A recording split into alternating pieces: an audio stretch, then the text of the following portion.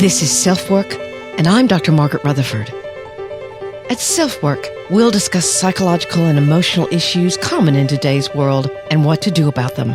I'm Dr. Margaret, and SelfWork is a podcast dedicated to you taking just a few minutes today for your own self-work. Hello, everyone. I'm Dr. Margaret Rutherford, and I'm so delighted you're here today with me for episode 168 of SelfWork. Before we get started, I want to thank those of you who've left reviews for my new book, Perfectly Hidden Depression, on Amazon. I saw them. I'm so very grateful. And I'm inviting more of you to do so if you're reading the book or if you've read it. You are my very best advertising and marketing, so thank you so much. And of course, those of you who are leaving reviews for the podcast as well. It's how more people will learn about self-work, will learn that therapy is actually a very, very amenable, accessible kind of relationship. And if perhaps you're here because you've heard about Perfectly Hidden Depression, then I will pass on to you everything that I know about it as I learn it. And as other people get in touch with me about it, I'm still learning so much, even though the book is finished. Today on Self-Work, we're going to be talking about boundaries. You know, my dad used to say to us as kids, your rights end where someone else's nose begins. And I guess that's where I began learning about boundaries. There are boundaries around our property or where we live. There are hours and hours spent in lawyers' offices stipulating the boundaries or legal understandings and agreements on the definition and the breadth of the agreement, whether it be a divorce, a bankruptcy, one company buying another, whatever it is. But boundaries in relationships, especially relationships that aren't structured by work, can be much more difficult to create and honor. And if it's not a boundary that someone inherently wants or understands, then there can be huge problems. Because that boundary just may be crossed again and again, especially by someone who has little to no clue of the impact they have on others around them. So we'll divide the topic of boundaries into these parts. First, what is a boundary, and what makes a boundary necessary to voice? Or are there understood boundaries? Second, can a boundary have a positive effect or the effect desired? What's the difference between voicing a boundary and a demand? How do we effectively talk about boundaries, our limits, our expectations? And what happens when these negotiations around boundaries take place, but they don't stick? This is actually a topic that I could do several podcasts on, so we're going to touch on some major points. But hopefully the information will be helpful to you because I think there's a lot of confusion around the whole concept of how to set boundaries. Our listener email had a great question about discovering her ex had a pornography problem. And as a result of that and other deceit, she's having problems in her present relationship with trust and self-confidence. So she's asking for help and what she can do. Listener email is a regular feature of Self-Work, and I ask all of you to email me at askdrmargaret@drmargaretrutherford.com. I'll answer your question as quickly and as effectively as I can and might just feature it here on the podcast. So let's sit back and relax and talk about boundaries.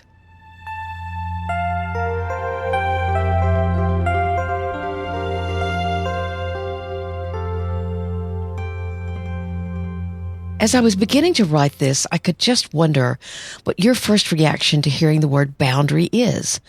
Do you immediately think, well, boundaries keep you safe? Or does this spring to mind? Boundaries are a way to keep others out. Or even, boundaries are unnecessary in healthy relationships because there's respect. Whatever your first, almost innate response to the word is, that may suggest something about your own relationship history, whether or not you have a positive reaction to the word boundary or a negative one. Have your own boundaries been respected or abused or manipulated? That probably has a lot to do with how you consider the word itself. Here's actually a definition provided by the website Guide to Psychology. By definition, a boundary is anything that marks a limit. Psychological limits define personal dignity.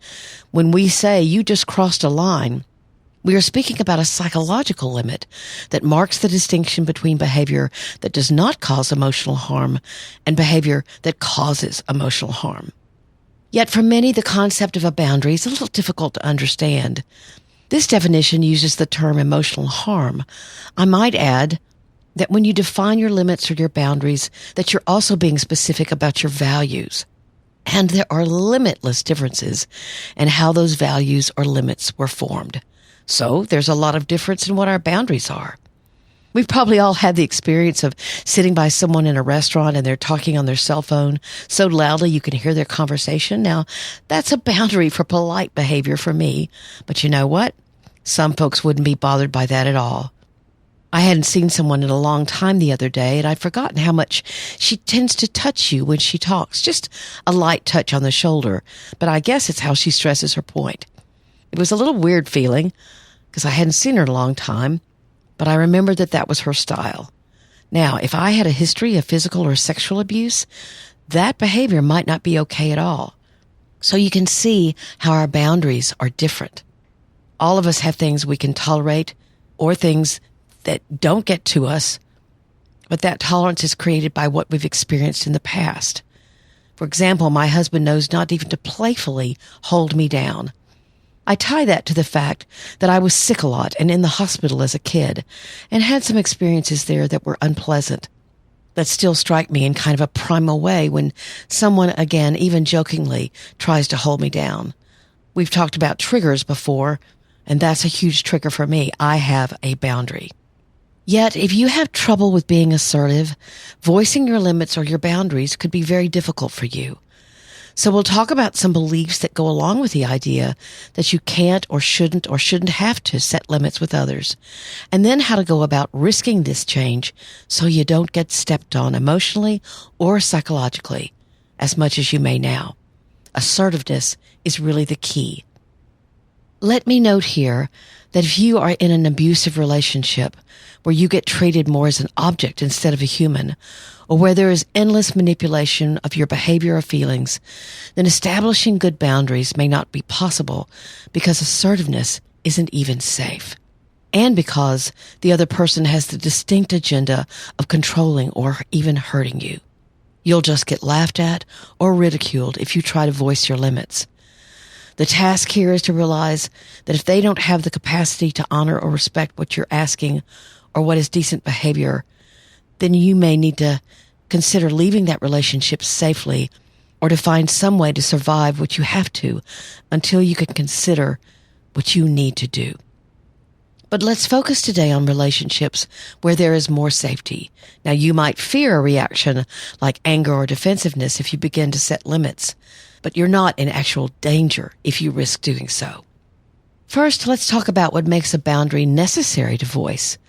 It might seem unnecessary to you if you grew up in a family or a culture where there was a lot of respect shown for individual differences or preferences or values. If there were differences, even strong ones, but the reigning attitude was, we can agree to disagree, or I don't understand why that angers you, but I can respect it.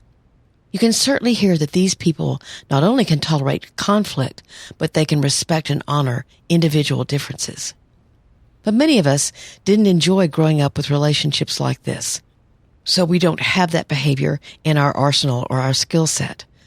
Or you can make the mistake of assuming that others' limits are similar or even the same as yours. And that might be true, but it also could not be. Here's another example just from my own life.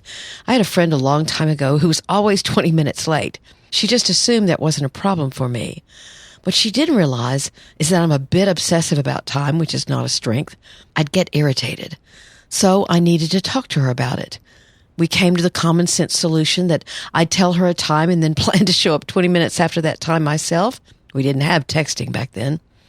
And we kind of laughed about it, but I had to let her know it was a problem, so she worked on her end and I worked on mine.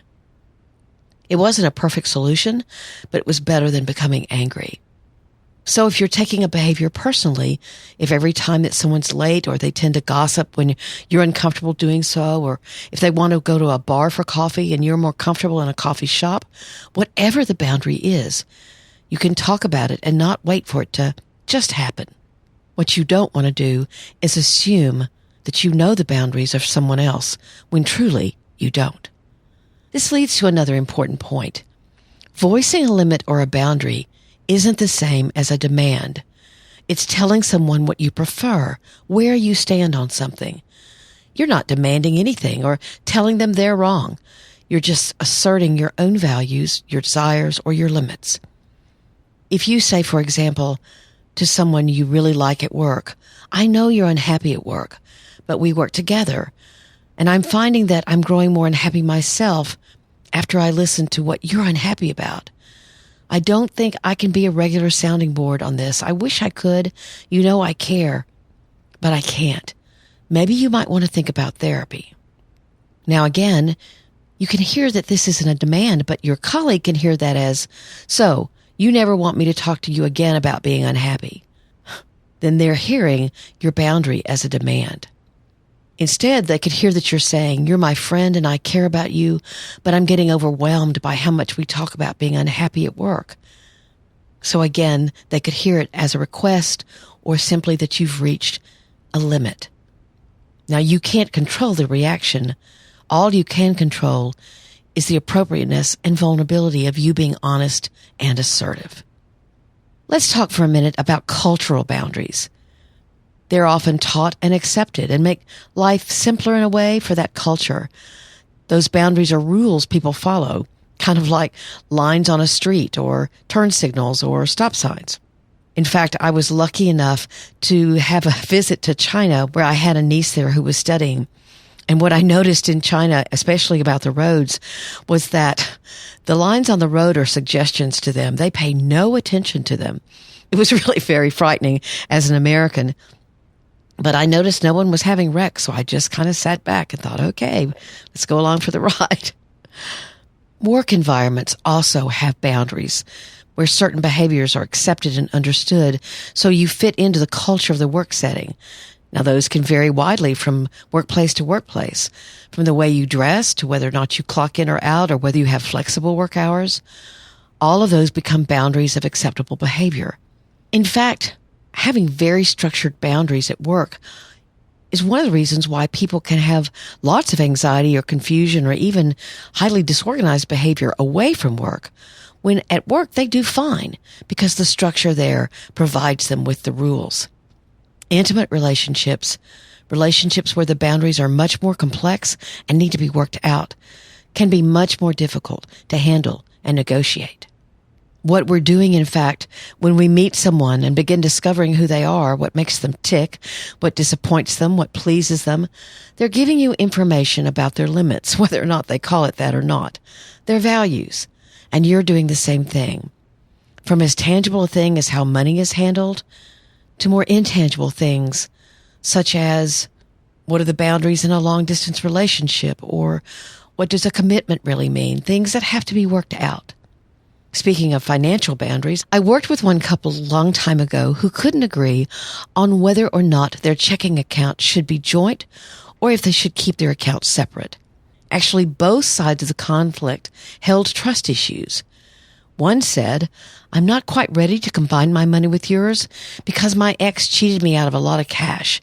I know you're not them, but it's going to take me a little more time to trust. The other side said, my dad and mom always had a joint account and it worked great for them. It's so much more clear. What's the problem? The latter had come from an environment of trust and respect. The other's experience was not that. What they could tolerate in that moment, what their boundaries were different. You could argue about who's right and who's wrong, or take the difference in those boundaries as quite personal. But if you listen instead to the reasoning of why that boundary, for now at least, needs to be respected, then you can have a really good conversation. What they decided, for instance, to do was to make a financial plan with a schedule structure that honored both the efficiency or clarity of having a joint account, or at least one where they both contributed, but also honored the fear that someone brought into the relationship.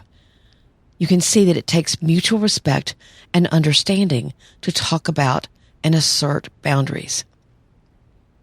But there are times when these negotiations take place and they don't work. I often find that someone will agree to a limit or a boundary or an expectation, and they're actually not really agreeing. They're acquiescing. They're going along with it. They may not even really be listening very carefully. And that's very different from agreeing to honor a limit. Let's go back to our financial example. Let's say the schedule is agreed upon that in a month, a joint account will be opened and both spouses will give a certain percentage of their income, keeping the rest to spend how they see fit. But the person with the trust issues keeps forgetting to put their money in, or gets a raise and doesn't tell their partner about it, of course, creating their own trust problems. Or the other one starts pushing to let go of the other accounts. These are stupid, and it doesn't make sense to do it this way. Hopefully you can see that either one of them could likely have gone along with or acquiesced to the agreement and really not been so sure that they meant it. You can't acquiesce to a boundary or an agreement or a limit. You have to actually negotiate and assert yourself. Now, actually, sometimes this new boundary is forgotten. Within the last couple of years, for example, my husband asked me to quit kidding him about something. It doesn't matter what it was, but he nicely asked. I realized I'd been crossing a boundary. I apologized and said I'd quit. But I forgot and did it again. I saw the look on his face and I felt terrible. So I apologized again and said this time I'd remember. And so far, knock on wood, I have. Sometimes it takes some effort to change, and new boundaries are forgotten. And so then you need to apologize and renew your commitment. Make sure you're not acquiescing and commit with a sense of understanding and integrity. But what is your recourse if a boundary you've set and explained is continuously ignored or blatantly defied? I hear about this a lot with people who are in relationship with someone who has certain personality disorder features, as in borderline or narcissistic or even histrionic personality disorder, or people with addictions. These are folks who lack the empathy that's needed to hear a boundary and respect it, so it can be very difficult. Now, there are books written on how to steer clear of the emotional vortex of blame and manipulation that can be part of those personal relationships. The key is to stay as rational as possible, to not dive into your own emotions. Al-Anon, which is the support organization for people who are in relationship with alcoholics, Al-Anon calls it detaching with love. So instead, basically, of getting angry about the boundary not being respected, you act very rationally and stay in your head so that you don't get emotional and fuel the conflict. Here's another example from my practice. I was working with a woman years ago whose aging mother had addictions, both smoking and alcohol. But my client would arrive once a month to clean and help out, and her mom would demand that she go buy more cigarettes and booze. Out of wanting to avoid a major blow-up, my client would then go get them. Now, my client also had terrible asthma, so the smoking was a huge personal problem for her as well. In our work together, she began setting the boundaries on what she would do for her mom while there and what she wouldn't do. Buying alcohol and cigarettes were going to be off the to-do list, and she needed to explain this to her mother very clearly. And actually, there was a second boundary. If her mom wanted her to come and help, which she did, the mom would also agree to only smoke outside. My client stated all of this clearly and without animosity. The mom listened, kind of scowled, and then promptly forgot and did what she always did. So my client simply said calmly, "I'll be back next month, but you know our agreement." And then she kissed her mom on the forehead and left. By the way, my client's brother actually lived with the mom, so she wasn't abandoning her, like there wouldn't be anyone there for her. If she had, we might have had to do another kind of agreement. Sure enough, the next month, her mom didn't ask for cigarettes or alcohol, and they had a decent visit, but she did smoke inside.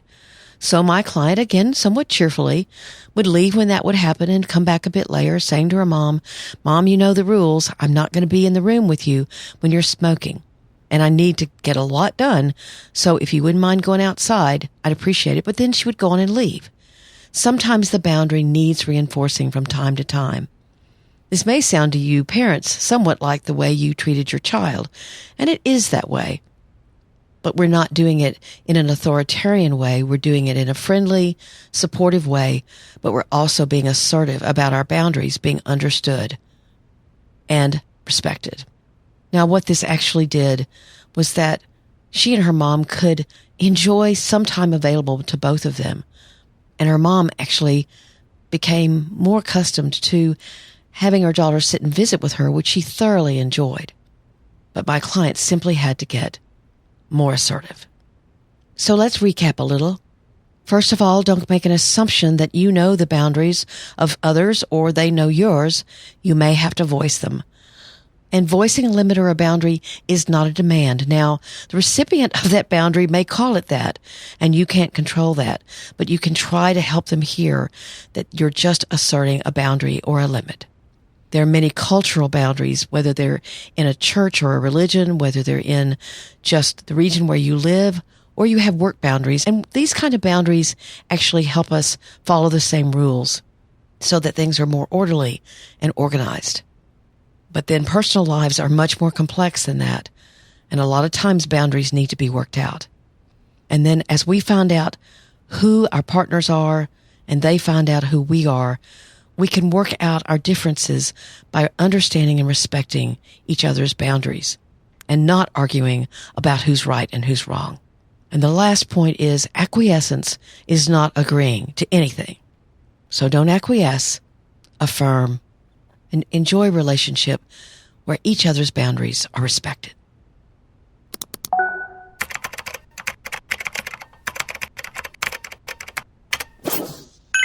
Our listener email today is from a woman who said, "Feel free to use this on your board or podcast, but I didn't want it under my Facebook ID. My ex-husband came forward to me the day before our second child was born and told me he had a porn addiction. At that point, we'd been together 8 years and he had lied and hidden it the entire time. He didn't seek the kind of help where I feel like he would honestly ever be healed. He simply told me that God had taken that desire away from him. Fast forward 10 years, I ended up leaving him because his behavior did not stop. Now I'm in a new relationship, but I'm just discovering how deeply wounded I am from my ex's lies and hiding. I have terrible trust issues as well as poor self-confidence. Can you please point me in a direction to seek help for overcoming this, as I feel it will be detrimental to my new relationship as well as other areas in my life? You know, I'm hearing more and more about pornography and its effects on relationships. Now, I want to stress that pornography, when it's known and it's not a secret, can be something that two people really enjoy in their relationship. This is not a condemnation of pornography. The problem is lying and deceit. So I say to her that very fact. Pornography and the fact that it's so often secret is a huge problem. And it takes time for many people to see the depth of the hurt that this has caused, as well as the deceit that went along with it. Just think about it. When you're driving through a horrible storm, you don't notice the effect it's having on your body. You can't pay attention to your fear. You're just trying not to drive off the road. So the trauma that can happen around relationships are similar. You don't see the damage that the lying and the deceit is doing, but it's having great damage. I hope you'll consider getting into therapy to find out what feels hard to work through. Is it anger? How can you build back your self-esteem or your self-confidence? Are you moving too fast with this new relationship and need to slow it down a bit? All would be quite normal. Now, Harriet Lerner wrote a book called The Dance of Deception that could be helpful, but please don't shame yourself for needing to deal with the after effects of your own storm. Those feelings were waiting for you until the relationship was over. Talk to your partner about it. Let them know you need a little more time to work on yourself, that you don't want to take it personally. In fact, this is sort of a boundary, isn't it? You're telling them that you need a little time to work through this damage. Good luck to you, and take care.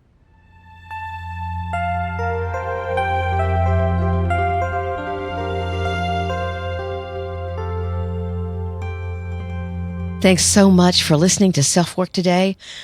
I hope this information was helpful to you and lent some clarity to the whole topic of boundaries. If you'd like, please subscribe to my website at drmargaretrutherford.com. You can order my book at perfectlyhiddendepression.com or on Amazon, Barnes & Noble, straight from my publisher, New Harbinger. That would be great. It's all about how perfectionism can mask a very silent and dangerous depression.